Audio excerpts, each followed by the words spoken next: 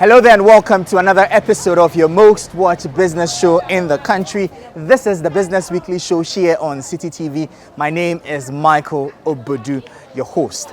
In the next 1 hour, I'll be bringing you highlights from the world of business from the streets of Accra. If you're ready, let's go.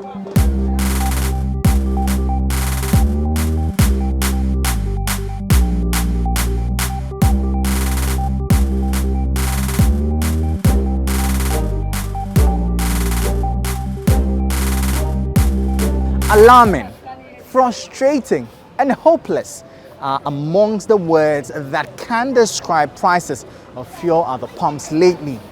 Diesel is now over 23 Ghana cedis. That's a whopping increase from 6 cedis 50 pesos in January this year. I'm not sure what things will look like by the end of the year, but we all wish things get better as soon as possible. Fuel prices have since last year, April, continuously increased from when the country recorded some 6 Ghana cedis at the pumps to 17.99 for petrol and 23.49 that we are recording today. There are a number of variables that have contributed or that contribute to the price of petroleum products. On this edition of the Citi Newsroom, we're gauging the rate of increase and, of course, take a look at the price build-up and then also give you an understanding of what really the incessant increases mean to you, the consumer, and, of course, its impact on all other elements of our economic sustainability as a people. We want to speak to the Executive Secretary of COPEC, Duncan Amoah, and find out what really this means to the average consumer and if this is doomsday for petroleum users. Petrol used to be 13.99. It's now 17.99, which is a 4 cedi variance. In percentage terms, you are doing a little around 32%. Diesel used to be around 17.99. It's also gone to 23.34. Percentage terms, you are doing above 28%.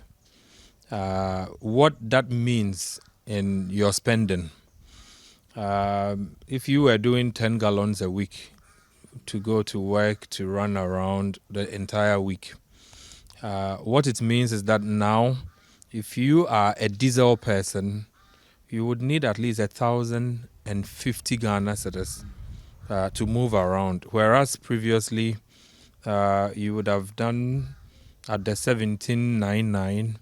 If you were doing 10 gallons, you probably were going to do a little around 800. So tentatively, you would have to adjust your petroleum budget by at least 200 to 300 Ghana cedis if you are a diesel person for a week.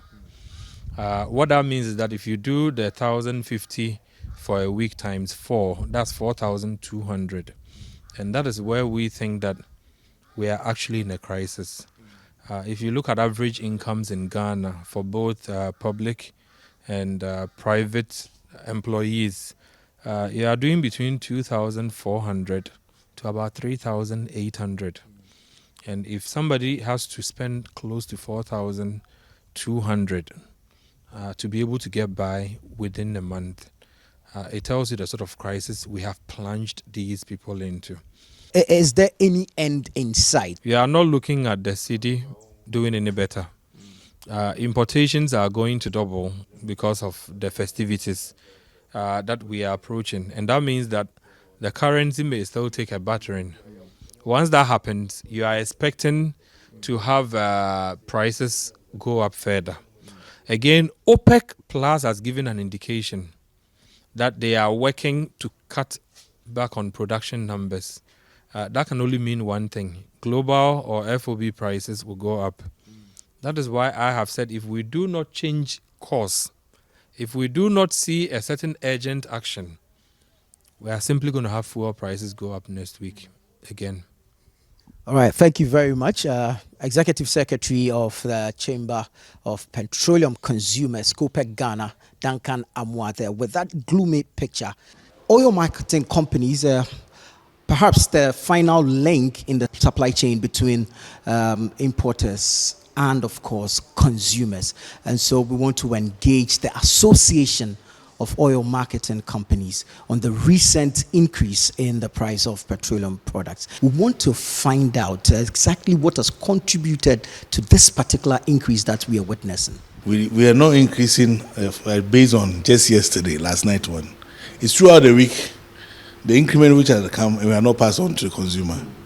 Because when you are going to buy the bulk of fuel again to come to transport to the fuel station, we need to have an aggregate of these prices so that we can pass it on consumer. And that will enable us to also top up and go and buy a quantity to bring it to the consumer once again. And now, a lot of things we are doing, we are borrowing money to buy the fuel. So obviously, it's not been easy. Meanwhile, the National Petroleum Authority (NPA) has discredited calls for the scrapping of the government agency over the rampant increase in fuel prices. A former Chief Executive Officer of the Volta River Authority, Dr. Charles Rekubrobe, had earlier called for the dissolution of the National Petroleum Authority if it cannot regulate fuel prices to protect consumers. Speaking to Citi Business News, Communications Manager at NPA, Mohammed Abdul Kudus, stressed that the mandate of the authority is to regulate the activities of players in the space and not to determine prices at the pumps. It appears that people are equally still living in the past of what they knew NPA to be prior to 2015. Because the determination of pricing has actually been taken away from NPA after the act was amended in 2015. And so we virtually, literally can be called a police. And that still clothes us with a responsibility on regulation. Regulation is not just about determination of the pricing, but the regulation also involves in how the prices are arrived at. And that is what critical role that we play at the National Petroleum Authority. And the department responsible is the economic regulation. So we regulate how the prices are arrived at. First of all, to ensure that the investor is able to guarantee a return on his investment. Secondly, to ensure that the product is available. And third, to ensure that the consumer out there is not overcharged. So it is not like a complete free market out there where marketers go and bring their products and determine how much they want to sell it. No. In the determination of how much you want to sell, the National Petroleum Authority would still have a role to play to ensure that the formula that is so prescribed after the amendment was done in 2015 is fully complied with. As expected, transport fares normally go up every now and then with the hikes in fuel prices. But what makes the recent happening a challenge is that transport operators had announced an increment by 19% on Saturday, only to be hit with a price increment at the pumps by this much. You can imagine the chaos all of this caused when transport operators went ahead and increased their fares again subsequently. Big family 5 cities, Newtown 4 cities. Pacho, obezi mami. Malata, Pacho 4 cities. Pacho je. 7 Ghana cedi 50% from cycle to Agege.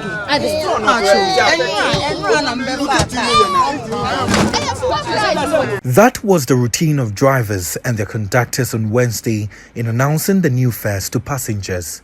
The new charges took effect on Tuesday night after the price of petroleum products were increased. As of Wednesday, customers were paying over 23 Ghana cedis for diesel and almost 18 Ghana cedis for petrol at major pumps. The new fares were, however, vehemently opposed by passengers who were caught unawares by the adjustment. Free circle because no 280 and no 350. 350 no. Sisi a me ko ahomache no 350. Me ba sisi a me ko 390. And I'm saying the enye juma. Minchia. Almost see I am the said and and atum. Now then at Mumsamba to petrol, I say mutum. We and some of the fair neighbor obi abeti no ho ase ya to fair mu within 3 days or 4 days na ya start to fair mu no say 4 cedi from where manet eba have say 6 cedis say 8 cedis and sana hanso abedani 5 cedis inti ansa na medu baby amekono na 20 cedis. Increment biaba. There be na minimum. Meeting can me man we no say I can me 50 pesos. And I'm getting 50 pesos. Mrs. Kaka me say me 2 me say do a mesa afaka. Nti ne na me say dey so and dem do anamasa ananti akofi. This is the second time prices of transportation have been increased in the last 4 days. Last Saturday, the GPRTU effected a 19% price increment to make up for the losses incurred as a result of the continuous petroleum price hikes in the last 3 months. Many of the passengers were worried transport operators did not announce the new fares ahead of its implementation. It is so horrible and terrible. Like, we will move out from Ghana anytime soon. Yeah, because, like, I don't understand. Every day, there's increments. Like, unannounced, you budget and then when you come, it has gone up, surprisingly. And it is unnecessarily. For real, everybody is just selling however they wish to sell. Yeah, and it's so bad. They need to put measures in place. This lady, who told me she has been forced to stay in a car due to inadequate funds to go back to Tamale following fare increments, says the new adjustment has compounded her woes. 200 Ghana cedi as at the time I was leaving Tamale. And now 260. Yes, just less than a week. How am I supposed to travel back home? And this is I'm a worker. The cola we have taken, as at the time we took cola, how many times have they increased the lorry fare? How many times have they increased fuel prices? And they still expect us to still rely on that cola and use in our day in, day out activities. That is not the best. Unfortunately, drivers and their conductors were at the receiving end of these agitations by the peeved passengers. As I met here, so as I come no, I don't have any challenge to challenge them. So as I come wait until say make them correct like this, no, I don't have anything to say unless I collect that thing. You understand? Then they explain it, but it's not we all do it like that. So it is like how they like if you come like this, no, don't tell say we are collecting like this, no, you support to pay because you don't know what is going. Mako 2 no grambo no nanke nye 2 na osame ko nanke osenka mitimi ko 3 but esan say fair na bana ekromu ayedin nti no ebi mu mpie na me de omo ye de sana na me de omo ra filling station na mabusa omo say ukra 200 Ghana cedis etimi to 2 gallons ana omo say da bi. The new charges were captured by our cameras posted in many commercial vehicles for the viewing displeasure of passengers. For instance, this printed fare list showed that commuters from Circle to Shikura, Russia and Apia Dankwa had to pay 5 Ghana cedis 30 pesos instead of the previous fare of 4 Ghana cedis 80 pesos. Meanwhile, all efforts to get the leadership of the Ghana Private Road Transport Union GPRTU to speak on the increment proved futile. Just as an increment in fuel prices affects every aspect of our lives, the markets are also feeling the heat. This, among other challenges, is really making doing business for market women a very tough one. When you go to do your shopping and you are met with very concerning prices, at least the stories of these women will help you empathize. The prices of goods, especially consumables, have seen an increase over the past couple of months. Now, most people or some people have attributed this to inflation rates as well as the depreciation of the city. We're here at the Agbobloshi market, one of the biggest markets in Accra, to find out from stakeholders what is accounting for this increase in various consumables each and every day. The Agbobloshi market is touted as one of the biggest in Accra. It is also known for the affordability of the goods that it provides. As you can see behind me, people have pepper, there's cucumbers, there's ginger, there's onions, and if you go further in, you'll see wholesalers of rice, of oil, of onions, both foreign and local, of tomatoes. Basically anything and everything that you want, consumable goods that you want to buy, you can find right here at the Agbobloshi market.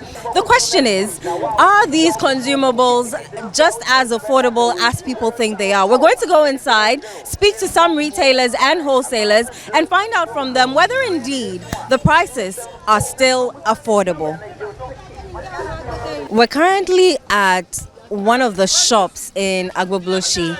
They sell rice, they sell seasoning cubes, they sell oil, they sell a whole lot of other things that people consume on a daily basis. Now, one of the things that most people have been complaining about in recent times has been the price of oil and rice. We're going to walk inside and speak to the woman whose shop this is so that she can explain to us how they price their goods. We see a lot of the things that you sell here. How is the market now in terms of pricing? Everything is up.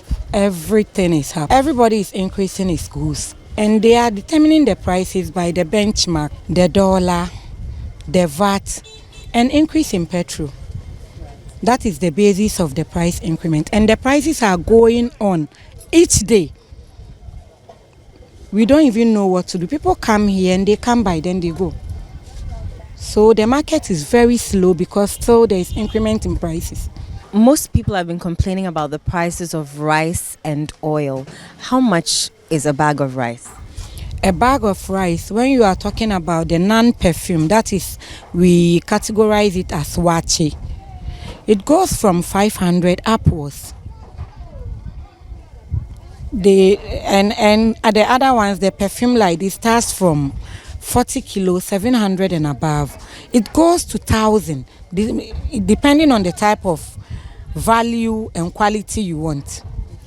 And then the oil, how much is a big gallon? The big gallon, as we are talking today, from Wilma, Ghana, the producers of fried oil, their price is still 1,000 from the company. Today is 1st November 2022. If I'm wrong, they should go to Wilma, Ghana and confirm their prices. But there are other oils that are coming in. It starts now from 700 upwards. That is the 25 liters oil. You mentioned the benchmark policy, Forex, VAT, as well as petrol accounting. Is that what accounts for the price increment? Yes, please. Mampacho, we're burning for free. Pacho me ko fa free adura. Amu say afani say ya to petrol na kosro. Ka first nka be si ha nka 4.5. Enso se si ya no e be si ha 5.5. Ene ehun lorry fare ni bibia ko 6 million. Nti se ya ton enya hwe 6 million and now on so de what on the same amount. Nti se ya me ton 6.5. Na 6.5 no 5 no and no so do the 5 now there to so and no so do. Me call na wa ha no kwa ye 15. A wo mo boa me. Enti no se man fa nto so a me ntumi nya bi ntua wo mo ka. Enu nti na me de 6.5. Na enti one na de 6.5 one more maka no mo so de 6.5 na na obi ba no wantimi anto no ko be before fra say ebe ha o kakra o. Pacho ayan ha me because price ni nyina ye ba ako. Ene nyina ye ton. Because see ano dokuno for no so enkwala ne se dokuno no enso omudi omuto dokuno 5 cedis a omo menti so nso amfa nto so a nso unya bi ntua omuka enu nti na ene bo na akosoro sa. Well, there's still more. If you're a lover of pork, you'd have to increase your budget to continue to enjoy the same quantity you usually consume. The Pig Farmers Association of Ghana announced an increment in the price of pork per kilo at the farm gate effective this November. According to the association, several factors such as the price of feed, among others, have contributed to their decision. The association says its members may be kicked out of business as a result of the current economic crisis. They lament that several factors have contributed to their business going down. According to them, the prices of feed ingredients coupled with the lack of local materials to support their business is a worrying situation to members. They lament that these factors are preventing them from having long-term business association with buyers since prices keep on fluctuating on the market. Speaking to Citi News at this year's October Festival, President of the association, Kwame Appiah-Dankwa, wants the government to find ways of controlling the dollar to stabilize their business. He also gave a breakdown of how much pork will cost at the farm gates. The price of the feed and the scarcity of some of the ingredients. That is our main challenge. The price keeps escalating every day. So it becomes a challenge to even have a long-term business arrangement with any buyer. Because you go and sign a deal with a person that you keep supplying the person pork for, let's say, a month or two, and you give the person a price. But within a week or two, you go and the feed ingredients have gone up. And it's difficult to, say you not go by the contract. So it has become a challenge for anybody to sign any business agreement with any buyer for now. And it's quite disturbing. The maize, which is even supposed to be a local ingredient and a base, which is very important in our formulation, also keeps going up as if we use the dollar to buy it. So when it comes to those that are imported, then you can imagine. Soya, just in September, was around 320, 50 kilos. And it's almost 500 now. Every day you go, the price have changed. Really, it's not making doing business interesting at all. The only thing that the government can do is to find a way of controlling the dollar. I'm over 60 years, and I've never seen dollar rising within 2 months over 6 cities a month. I mean, it's unheard of. You'll be in the country the whole year, dollar will go 50 pesos, 20 pesos up. So there's something fundamentally wrong somewhere that they need to look at. The association is also worried that the Planting for Food and Jobs project, which initially benefited its members in terms of the supply of maize, has for a long time not been beneficial as members struggle for basic food ingredients to support their production. The government initially had a plan for he brought the Planting for Food and Jobs, which started well. Somewhere along the line, I don't know how they couldn't manage the storage, because the point was to plant, put it in warehouses so that when there's scarcity, then they'll be bringing it gradually. But when it got to the time when they had to bring those in the warehouses out, there was almost zero there. Then the prices started going up with the maize and all those other things. It started going. That's I think about 2 years ago. It just started going up. And I remember I heard one of the deputy ministers or so saying he went to the Brown Alpha and saw articulator trucks parked. A lot of them parked and they were just loading maize to neighboring countries. And I say, how? If you're a parent, you need to feed your children for them to be satisfied before you would think of going to give somebody else. Now look at it. Maize was about 60 cedis 2 years ago. Now it's going to 185. With all these developments comes the big question as to how people across various parts of the country are faring. We put a spotlight on the Ashanti region, where many inhabitants in Kumasi are lamenting the harsh impacts of the current economic crisis. They want the government to initiate measures to relieve Ghanaians of their sufferings. It is obvious that Ghana's current economic crisis is biting many people very hard. Residents in Kumasi, for instance, say the situation keeps getting worse every day. Opari Benjamin, a NADMO official, tells Citi News that following the increase in petroleum products, he has parked his vehicle and now uses public transport to work. Currently, I have a 2.2 engine at home, a Camry. It's parked because we have to use it only on Sundays. You cannot use it every day. Now, price of petrol is going up for about 70 plus or so.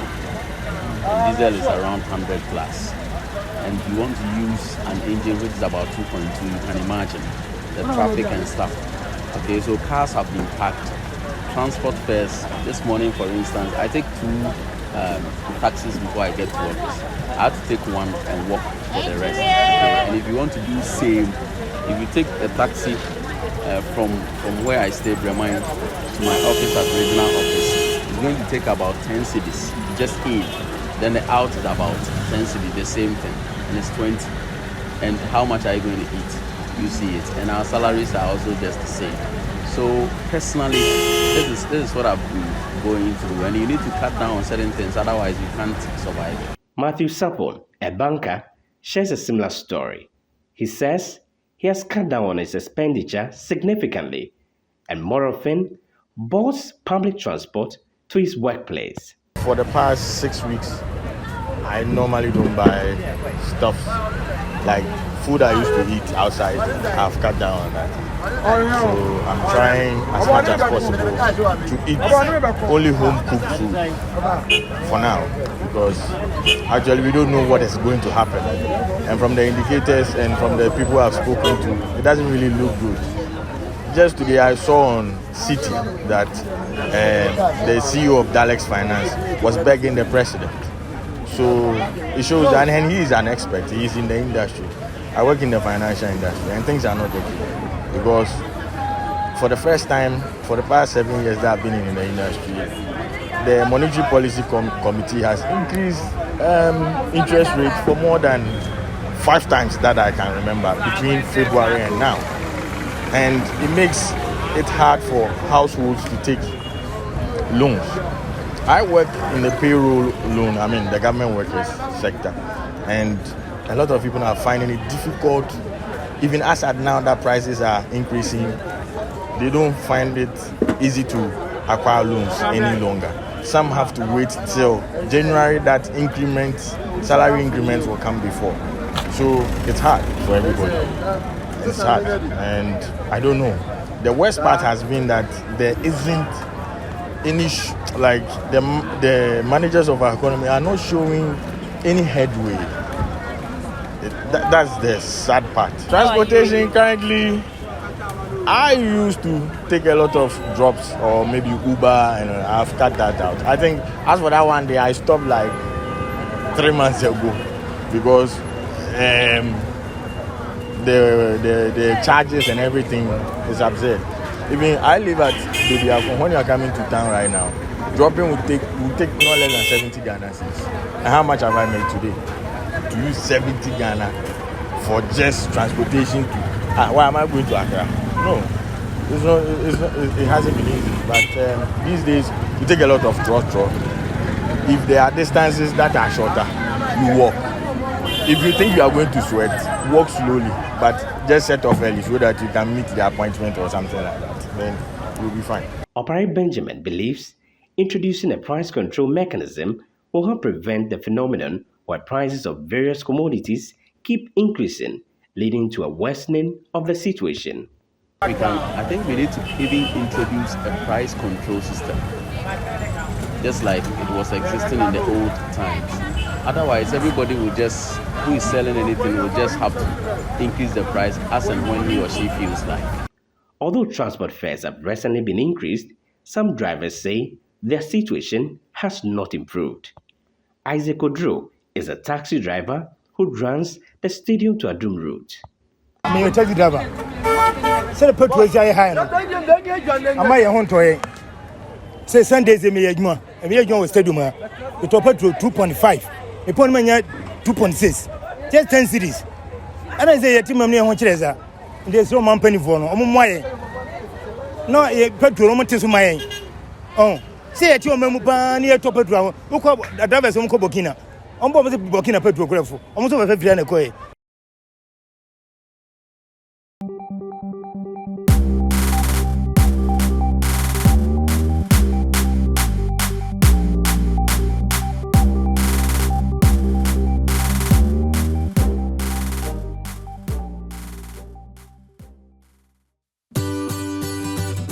Citi TV is live on DSTV. Go to channel 363.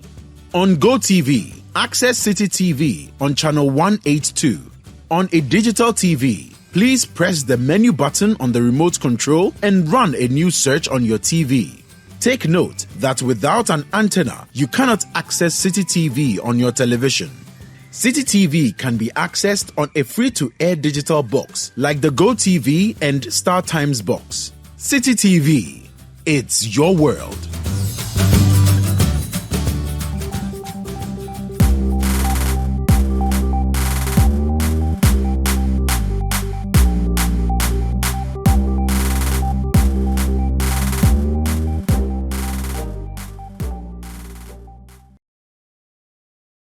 it's not entirely gloomy as the light at the end of the tunnel is gradually turning on. The cedi is beginning to appreciate against the dollar. After trading at almost 16 Ghana cedis at some point, it's gradually gaining ground and it is at about 13 Ghana cedis 50 pesos. Even though this is very commendable, how do we sustain it? The Bank of Ghana's rate, interbank rate, is now around 13, and they have had to adjust that rate to close the spreads and reduce the chances for speculation and arbitrage, really.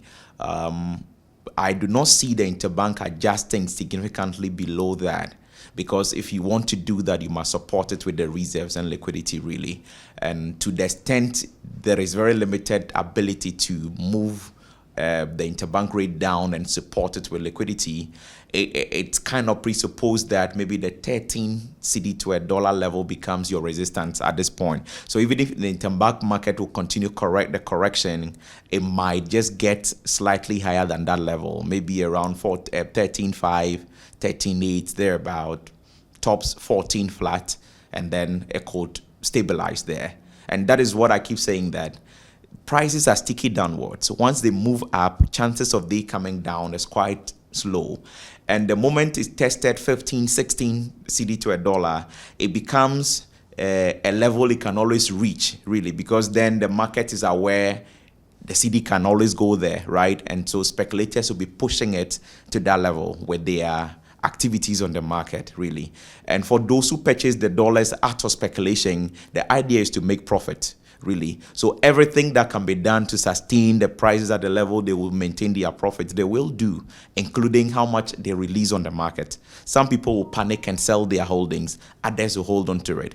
And we are, like you said, we are in the Yuletide season where import demand is growing. And so then it's about, let's test the resolve of the system, how they can sustain the current trend, really. And you know who will win in the end.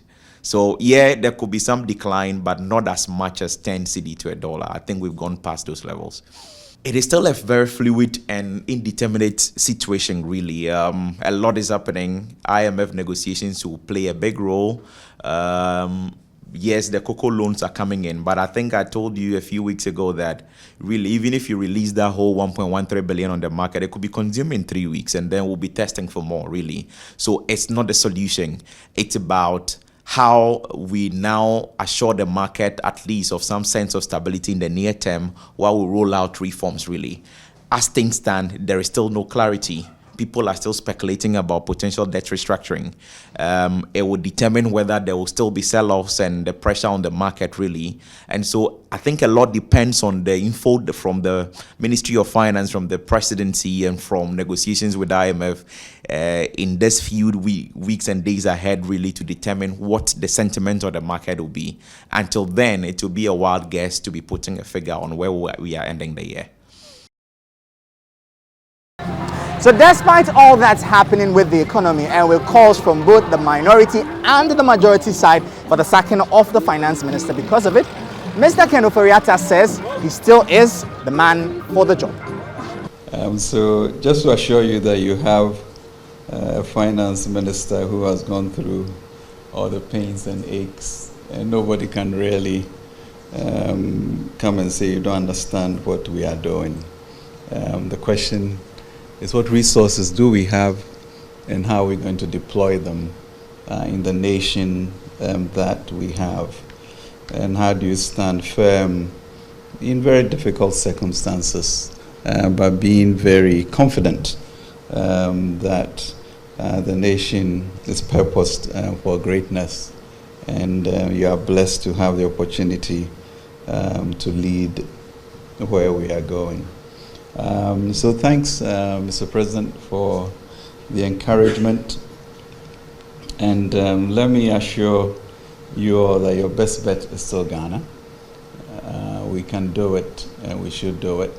These are very difficult and existential times in global, the global world. And I mean, the whole issue of these poly-crisis, I think, has taken everybody for a turn.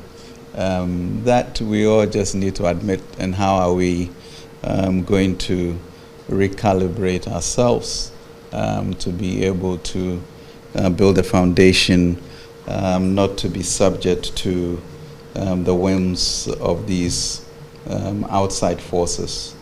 As Sankara said, he who feeds you controls you. So how do we get out of this? So the president acknowledged on Sunday that he cannot find an example in history when so many malevolent forces have come together at the same time. And he chose those words with good reason. Malevolent, of course, will lead you to think of both spirituality and physical. And it's just a very difficult moment for country and for all of us. And these are the times where you need to keep steady and strong, knowing that this too shall pass.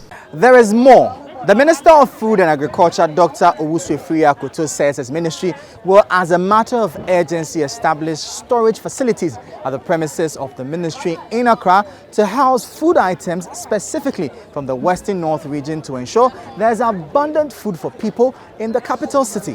He believes this will bridge the gap between the farm gates and the consumers, which is the cause of the recent hike in food prices in the cities. Dr. Owusu Afriyie-Akoto and his team embarked on a one-day working visit to the Western North region to assess the progress of ongoing projects under the watch of the Agric Ministry. Among them were the Planting for Food and Jobs, cocoa rehabilitation projects, mass weeding program, and other initiatives. In his address to the Western North regional stakeholders in the Agric sector, Dr. Afriyie-Akoto admitted that Western North is the major producer of food in the country, and his ministry will ensure a boost in all production areas so that the country will have enough food for consumption. He noted that the cost of food commodities at the farm gates are very cheap and affordable. To curb this situation, Dr. Afriyie-Akoto promised to establish storage facilities at the premises of the Agric Ministry in Accra to house farm produce specifically from the Western North region for sale at affordable prices to consumers within the next 2 weeks. But from this discussion, the ministry itself is also going to take our own initiative. We are going to link up with Mr. Poto, with the farm gate, and the Dr. Ansai is here, who is the acting director of commerce, will lead our team so that you make all the arrangements to ensure that we put up kiosks on our compound at the ministry, specifically for food from here. And we're going to give it a lot of publicity. So this region is providing food for the people in Accra. On his visit to a rice plantation at New Agogo in the Bia West district, Dr. Afriyie-Akoto was impressed with the enthusiasm with which farmers, especially the women, have embraced the project. In response to an appeal made by the chief of New Agogo, Nana Kofi Dente, on behalf of the farmers groups for an additional irrigation dam and farming equipment, Dr. Akoto promised to assist any groups to acquire the needed equipment within the shortest possible time to facilitate massive production of rice, since the government has drastically subsidized these machines for farmers. The cost to Ghana government over 100,000. Now, the cook product that was here, this one, the bear, the small water. I was supposed to come to book. The net 18,000. The Mukuta 36,000. The concrete with the middle Baba and Kamutia and the Yawada, and as it together. Now, I was someone who did my accommodation because subsidy are buying their to soil. They say a bar got 300,000. No, so they give 18,000. That notwithstanding, the minister further reached out to farmers at the Cocoa Rehabilitation Center at Amankwa in the Sevioso municipality. Though some of the farmers were excited over the success of the project, They expressed how difficult it was for them in the beginning and advised others to embrace it. They also appealed to government to resolve to produce cocoa cracking machines to fast-track the harvesting processes and also introduce irrigation facilities that will ensure all year-round cocoa production.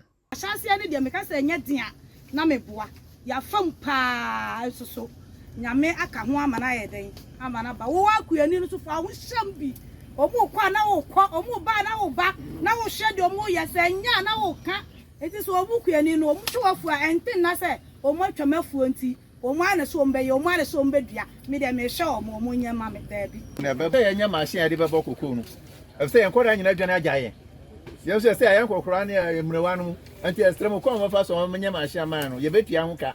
We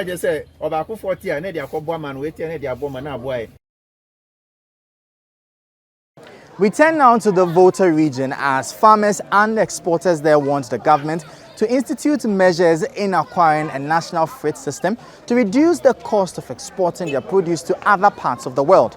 According to them, the cost of exporting local products has become a challenge which is negatively affecting their business.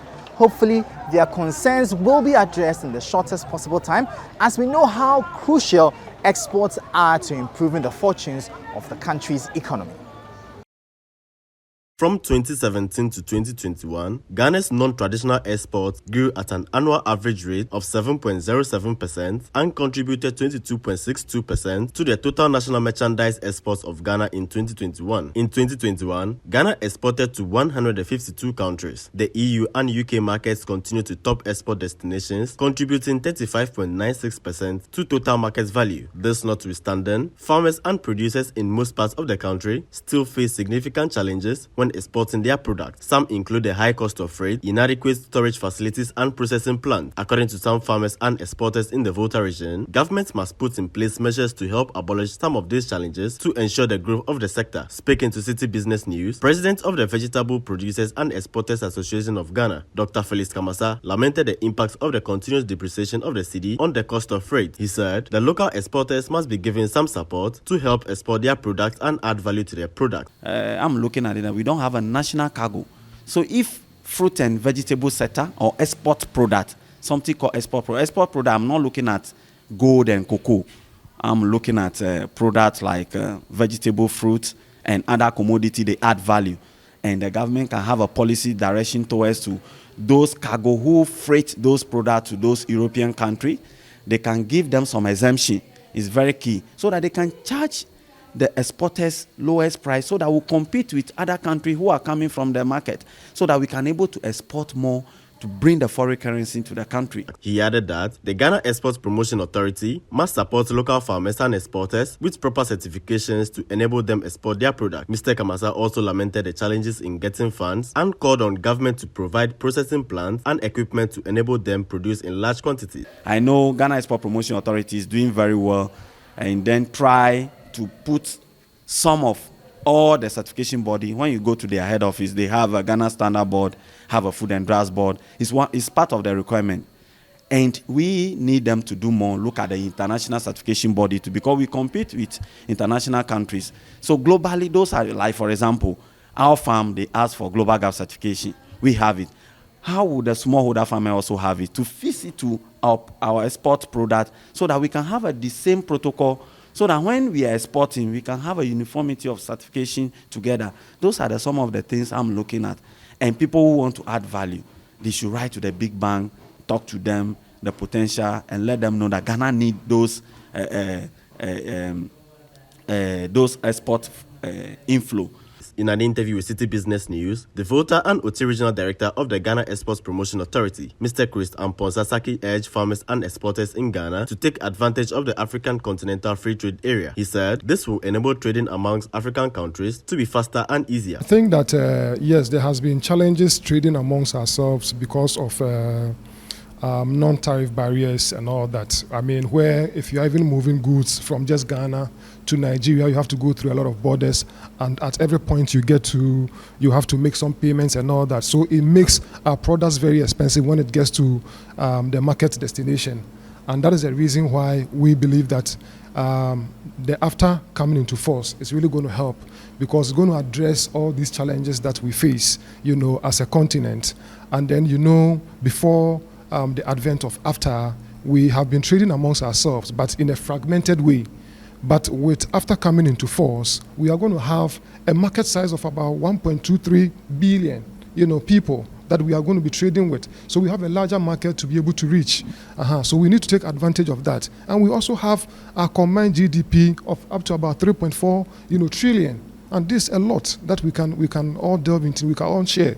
So Ghana needs to take advantage of this. Yeah. He noted that the Ghana Exports Promotion Authority is working to ensure proper regulations to diversify and expanding raw material base to feed industries. Mr. Saki added that although industries are ready to produce, the availability of raw materials have become a challenge. This, he said, is affecting the production sector. He said they are engaging stakeholders to ensure farmers produce in large quantities. There are some challenges that we have faced. There are a few companies in the system who are having challenges with getting raw materials. One of such companies has to do with Caltech, which is in the whole central municipality and precisely at Hoju. The challenge they face is that they are not getting enough raw material. Even though this very company has about 1,200 hectares of farmland that they are cultivating themselves, they still don't get enough raw materials to be able to process. Small and medium-scale enterprises are critical to the growth of every economy. What, however, appears to be a challenge for them is access to adequate funding. Stakeholders have thus urged investors to provide support for the youth who are into environmentally friendly SMEs that help boost employment opportunities for many Ghanaians. Over the years, stakeholders have underscored the need for investors to support small-scale and medium enterprises, SMEs, particularly those involved in environmentally friendly enterprises, otherwise known as green businesses. They believe this will help empower the youth and significantly reduce the high rate of youth unemployment in the country. In recent times, the harsh economic situation facing the country has crippled many businesses, and stakeholders believe measures must be put in place to protect the already existing ones, with special attention on SMEs. Industry players believe involving the youth and supporting SMEs is critical to national development, especially when it has the capacity to generate employment. Speaking on the sidelines of a 3-day SMV Green Investment Forum in Kumasi, Chief Executive Officer for Ghana Investment Promotion Center, Yofi Grant, urged the youth in SMEs to well position themselves to attract support from investors. He believes this will improve the fortunes of their businesses. The importance of the youth, even in adopting SDG compliant policies and SDG compliant businesses, is very critical. So as we speak about SMEs and funding for SMEs, we must make a deliberate effort to ensure that the youth are part of that whole conversation and that they understand what it means, because most of the SMEs that are going to come out from the youth bracket. So that's the importance of connecting the youth with the SMEs and the Green Project. What needs to happen is to enable a bigger platform for incubating young businesses and helping them grow. And so that is why this program is very interesting, and the efforts by SNV to add capacity and build capacity, to build and add capacity to young and youth-centric businesses is very important. There are many such initiatives, and I will urge the young people to take advantage of that. There are those opportunities that you need to search for them and engage.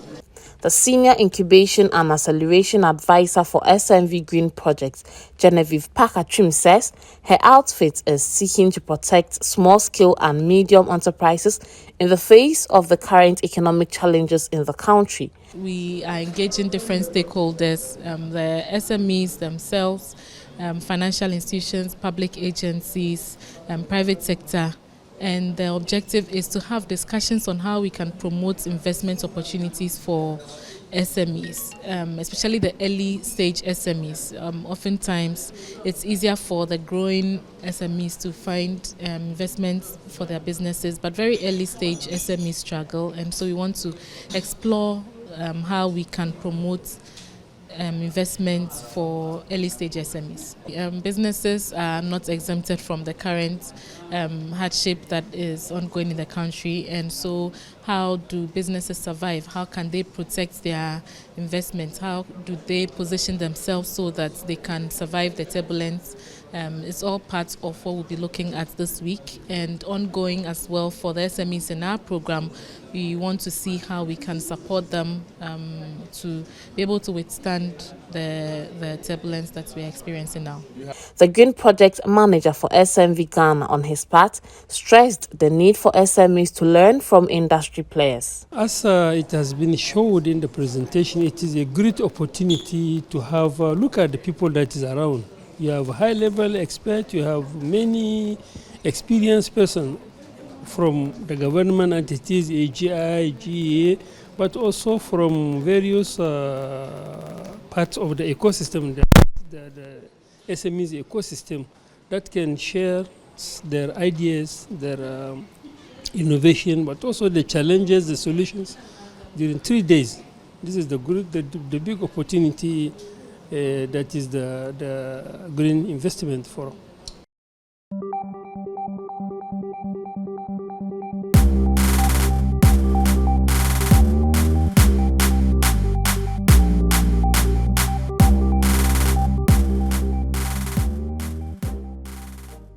Well, it's a wrap for today's edition of the Business Weekly Show here on Citi TV, your most watched business show in the country. For more business stories, check out our website, citybusinessnews.com. My name is Michael Obodu, your host.